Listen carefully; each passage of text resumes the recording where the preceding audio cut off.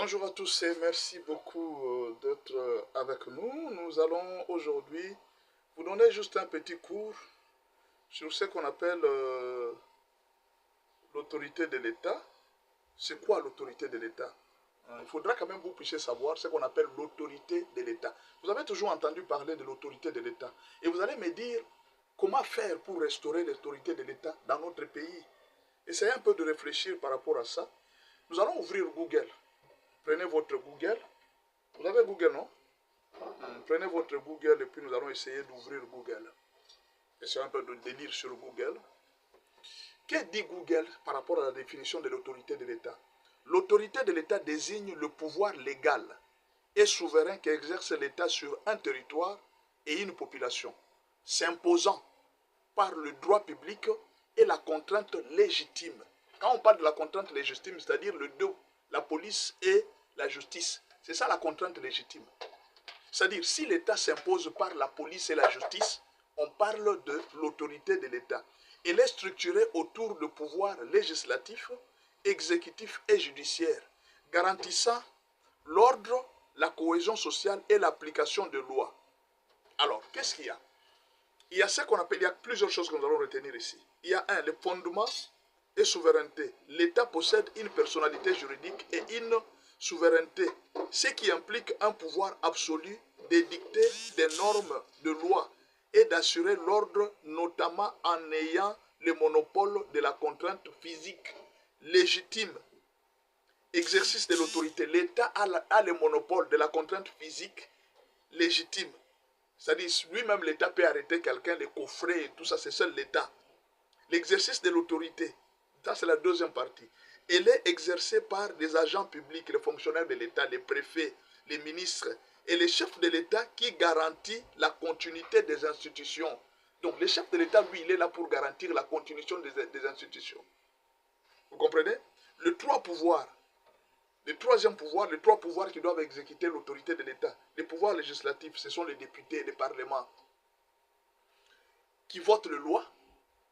Deux, le pouvoir exécutif, c'est ça qu'on appelle le gouvernement, qui est là pour appliquer les lois. Et maintenant, il y a le pouvoir judiciaire, ce qu'on appelle les tribunaux. Leur rôle, c'est de trancher les litiges. Il y a la restauration de l'autorité, exemple en RDC. Elle implique souvent la lutte contre la justice privée, vindicte populaire. Vous voyez un peu quand les gens attrapent un voleur, ils vont les frapper eux-mêmes. Non. Il y a la restauration de l'autorité de l'État où les gens commencent à se faire la loi eux-mêmes. Non, non. On doit restaurer maintenant l'État. Par exemple, là où il y a les rebelles, on doit restaurer l'État. Les gens se décident pour faire la justice eux-mêmes. Il y a à Kabambar et là certains Maïmaï qui ont pris la décision de commencer à se faire la loi. L'État doit restaurer l'autorité de l'État. Hein? L'autorité de l'État sur l'ensemble du territoire. L'autorité publique. Les autorités publiques, elles incluent les représentants de l'État, les préfets, les maires et les collectivités territoriales qui agissent dans le cadre du droit public. L'autorité étatique repose sur la légitimité et la puissance publique pour régir les affaires publiques et assurer le respect du droit. Je suis clair. Où est-ce que je vais en venir? Je vais vous donner des exemples très simples pour comprendre. Le loi, on décide dans le pays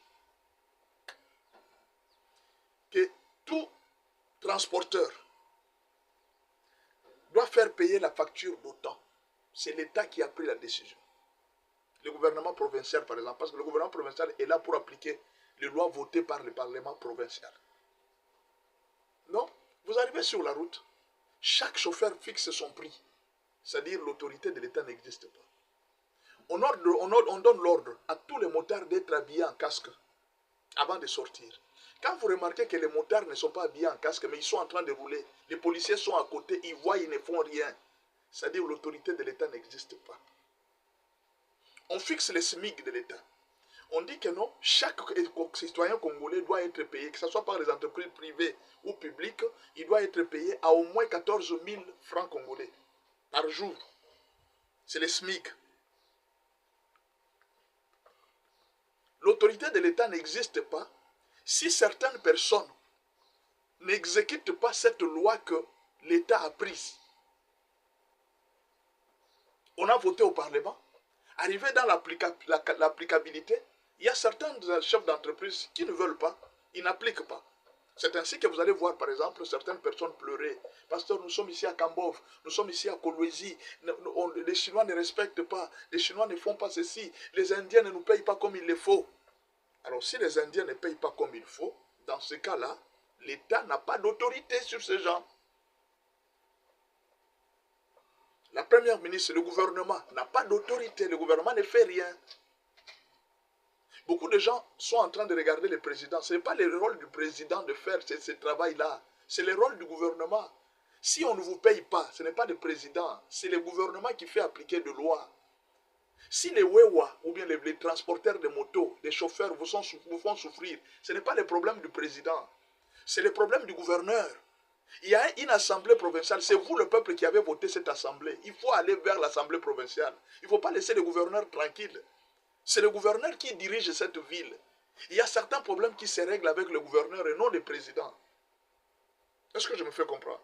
Seulement le problème dans notre pays, tout est tellement politisé qu'on ne sent pas les autorités sur place. Le gouverneur, on ne les sent pas. On sent plus le président. Tous les problèmes du pays, le président. Même ce que le ministre devrait faire, c'est le président. Le président garantit la continuité des institutions.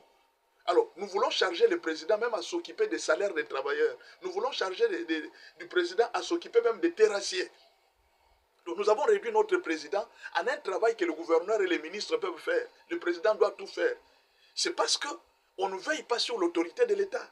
L'autorité de l'État doit être suivie. Les magistrats qui ne traitent pas les cas très bien, on doit suivre les magistrats. Il doit y avoir une police des magistrats, une police des policiers, une police des militaires, il doit y avoir une police économique, il doit y avoir une police sanitaire, il doit y avoir la police partout. Des gens qui font appliquer la loi par contrainte. C'est ça la justice. La justice est là pour traiter les litiges des gens. Mais alors, si toutes ces choses-là ne sont pas respectées, il n'y a pas d'autorité de l'État. Chacun fait sa loi comme il le veut. Alors, je demande à M. Liaou, comment est-ce qu'il fait que certains fonctionnaires se plaignent? Je demande à Madame la ministre, la Première ministre, comment expliquer que vous avez donné les SMIC? Est-ce que vous avez vérifié que toutes les entreprises du pays sont en train d'appliquer? Si vous ne savez pas vérifier, il n'y a pas un contrôle de l'État. Surtout ce qui se passe, c'est que l'État n'est pas autoritaire.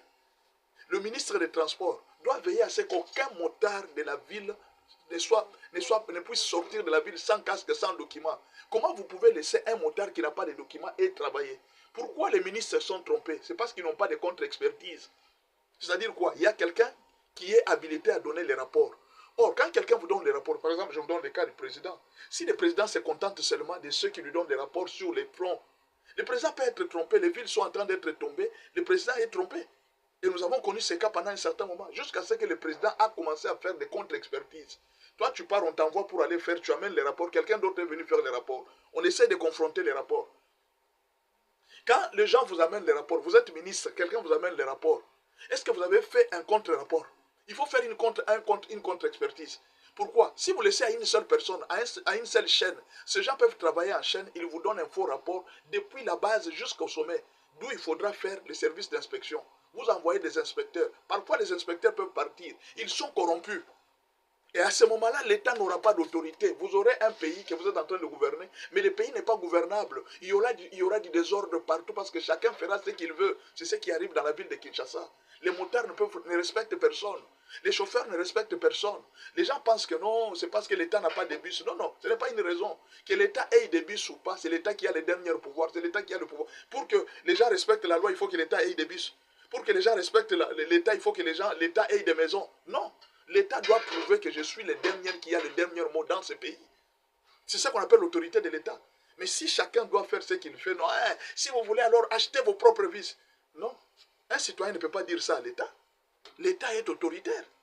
Donc, si nous pouvons retenir, nous allons faire dire que ceci, que notre pays doit encore beaucoup travailler sur ce qu'on appelle l'autorité de l'État.